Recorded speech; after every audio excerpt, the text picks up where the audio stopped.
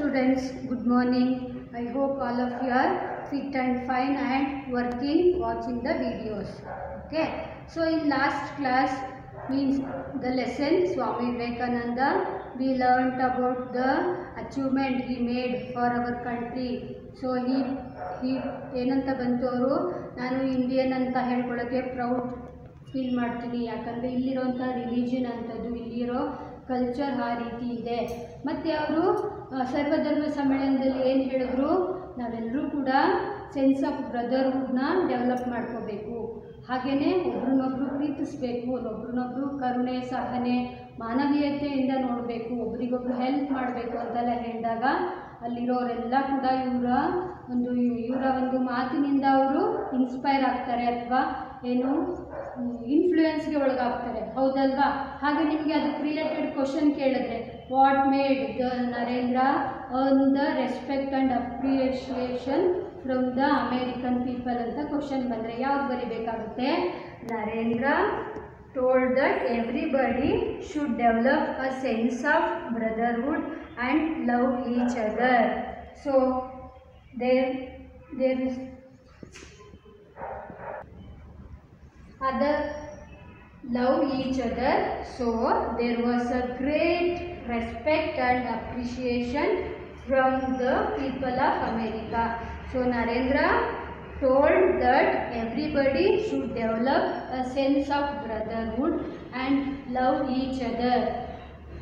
So there was a great respect and appreciation. ಅದರಿಂದ ಅಂದರೆ ಅವರು ಈ ರೀತಿ ಹೇಳಿದ್ರಲ್ವ, ನಾವೆಲ್ಲರೂ ಕೂಡ ಬಂಧು ಬಳಗ, ನಾವೆಲ್ಲ ಒಂದೇ ಕುಟುಂಬ ಅಂತ ಅನ್ಕೋಬೇಕು ಅಂತ ಹೇಳಿದಾಗ ಅಲ್ಲಿರೋರೆಲ್ಲರ ಒಂದು ಗೌರವಕ್ಕೆ ಅವರು ಪಾತ್ರ ಆಗ್ತಾರೆ. ಹಾಗೆ ನೆಕ್ಸ್ಟ್ ಕ್ವಶನ್ ಏನು ಬಂದಿದೆ ಅಥವಾ ಬಂದರೆ, did Narendra believe in superstitions ಅಂದರೆ ಅವರು ಮೂಢನಂಬಿಕೆಗಳನ್ನು ನಂಬ್ತಿದ್ರಾ ಅಥವಾ ಆಚರಿಸ್ತಿದ್ರಾ ಅಂತ ಅಂದರೆ, no, Narendra did not believed in superstitions. ಯಾವುದೇ ಮೂಢನಂಬಿಕೆ ಕಂದಾಚಾರಗಳನ್ನು ಅವರು ನಂಬ್ತಿರಲಿಲ್ಲ, ಹೌದಲ್ವಾ?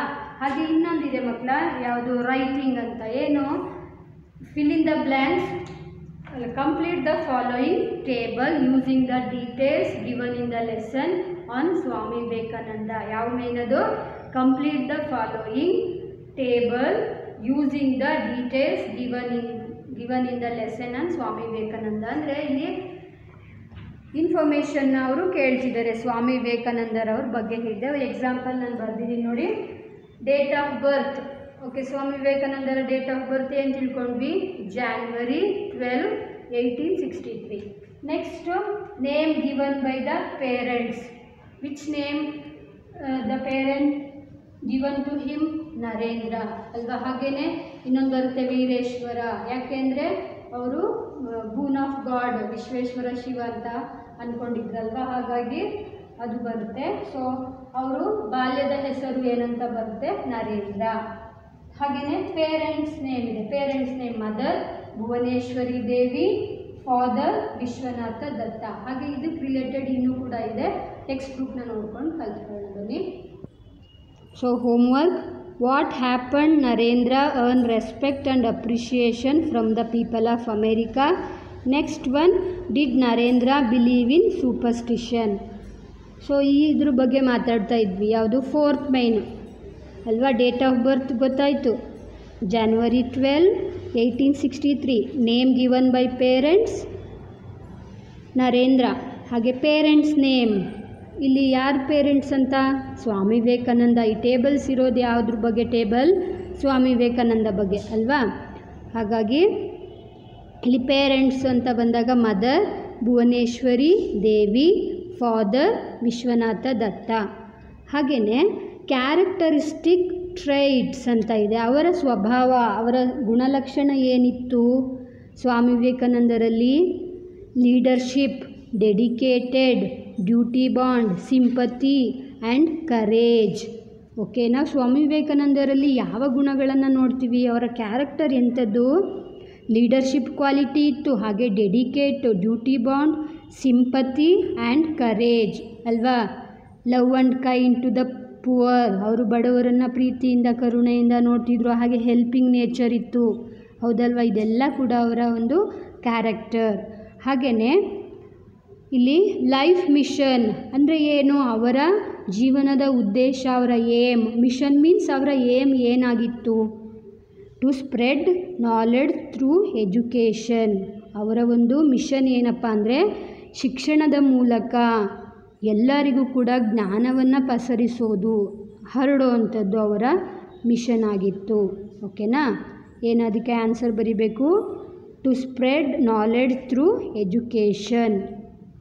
ಹಾಗೆ ಇಲ್ಲಿ ಯುನೀಕ್ ಅಚೀವ್ಮೆಂಟ್ಸ್, ಅವರು ಏನನ್ನೆಲ್ಲ ಅಚೀವ್ ಮಾಡಿದ್ರು, ಒಂದು ಎಕ್ಸಾಂಪಲ್ ಕೊಟ್ಟಿದ್ದಾರೆ, ಫೌಂಡೆಡ್ ದ ಬೇಲೂರು ಮಠ್ ಅಂತಿದೆ.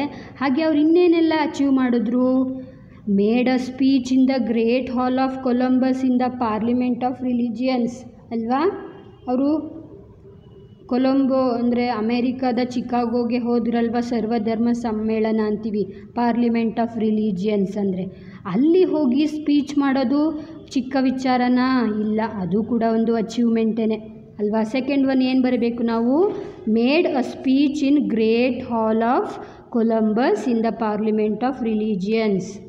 ಹಾಗೆ ಇನ್ನೊಂದು ಹೇಳಬೇಕಪ್ಪ ಅಂದರೆ travelled all over the country to spread knowledge, universal brotherhood ಅಲ್ವಾ. ಅವರು ಇನ್ನೇನು ಅಚೀವ್ ಮಾಡಿದ್ರು ಅಂದರೆ ಭಾರತದಾದ್ಯಂತ ಅವರು ಸಂಚರಿಸಿ ಏನಕ್ಕೋಸ್ಕರ, ಜ್ಞಾನವನ್ನು ಹರಡೋದು. ಹಾಗೆ ವಿಶ್ವಭ್ರಾತೃತ್ವ ಅಂದರೆ ನಾವೆಲ್ಲ ಕೂಡ ಒಂದು ಕುಟುಂಬ, ಸಹೋದರ ಸಹೋದರಿಯರು ಅನ್ನೋದನ್ನು ಎಲ್ಲ ಇಡೀ ದೇಶದ ಎಲ್ಲ ಕಡೆಗೂ ಸ್ಪ್ರೆಡ್ ಮಾಡಿದ್ರಲ್ವಾ, ಅದು ಕೂಡ ಅವರು ಮಾಡಿದ ಅಚೀವ್ಮೆಂಟು.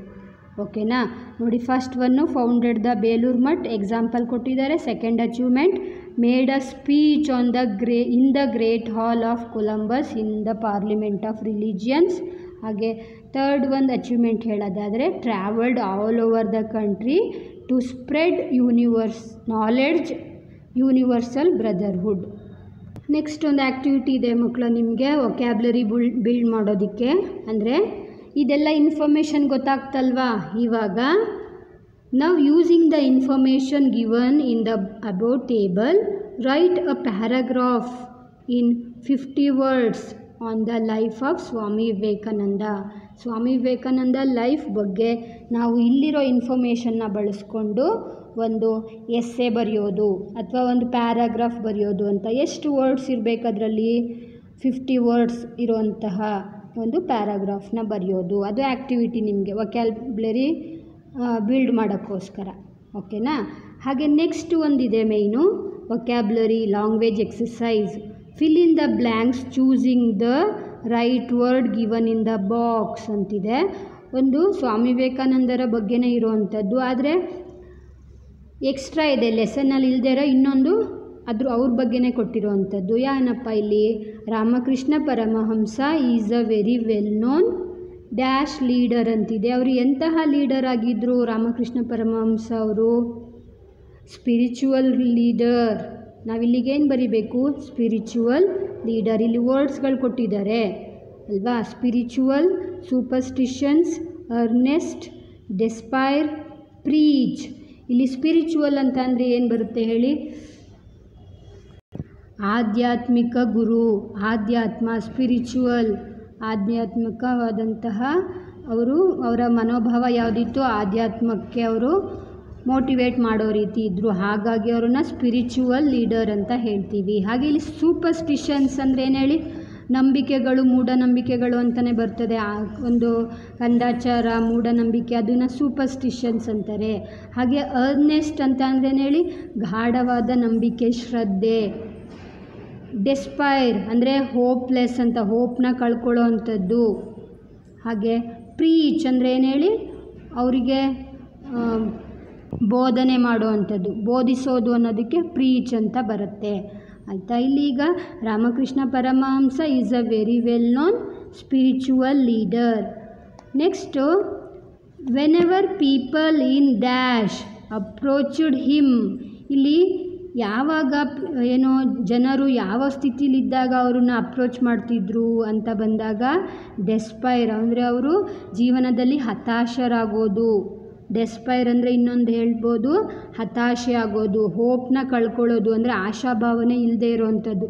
ಅಂದರೆ ದುಃಖ ಬೇಜಾರಾದಾಗ ಜನರು ಅವ್ರನ್ನ ಮೀಟ್ ಮಾಡಿದಾಗ, ಅವ್ರನ್ನ ಭೇಟಿ ಮಾಡಿದಾಗ ಅವ್ರೇನಂತಿದ್ರು, he would say that they must be dash their believe in the divine.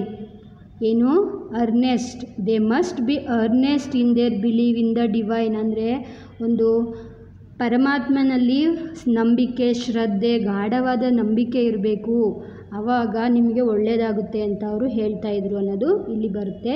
He also used to dash that, ಅವ್ರು ಇನ್ನೂ ಏನು ಹೇಳ್ತಾ ಇದ್ರು, he also used to preach that believe in superstition may not take any one forward. ಅಂದರೆ ಇಲ್ಲಿ ರಾಮಕೃಷ್ಣ ಪರಮಹಂಸರು ಅಂದರೆ ಯಾರವರು, ಸ್ವಾಮಿ ವಿವೇಕಾನಂದ ಗುರುಗಳಲ್ವಾ, ಅವರ ಒಂದು ಸ್ವಭಾವ ಹೇಗಿತ್ತು ಅನ್ನೋದಕ್ಕೆ ಇಲ್ಲಿ ಕೊಡ್ತಿರೋಂಥದ್ದು.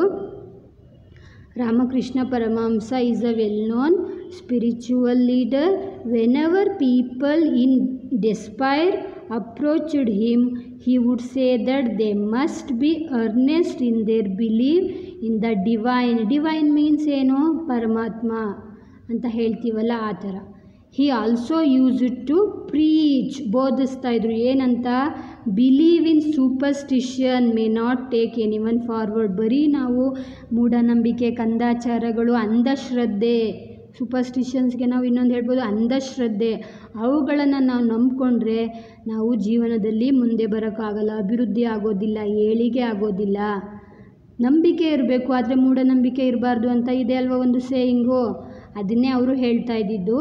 ದೇವರಲ್ಲಿ ನಂಬಿಕೆ ಇಡಿ, ಆದರೆ ಕಂದಾಚಾರ, ಅಂಧಶ್ರದ್ಧೆಯಲ್ಲಿ ನಂಬಿಕೆ ಇಡೋದ್ರಿಂದ ನೀವು ಅಭಿವೃದ್ಧಿ ಆಗೋದಿಲ್ಲ ಅಂತ ಅವರು ಪ್ರೀಚ್ ಮಾಡ್ತಾಯಿದ್ರು, ಬೋಧಿಸ್ತಾಯಿದ್ರು ಅಂತ. ಓಕೆನಾ, ಇದನ್ನು ಬರೀತೀರಲ್ವ ನೋಟ್ಸ್ಗೆ.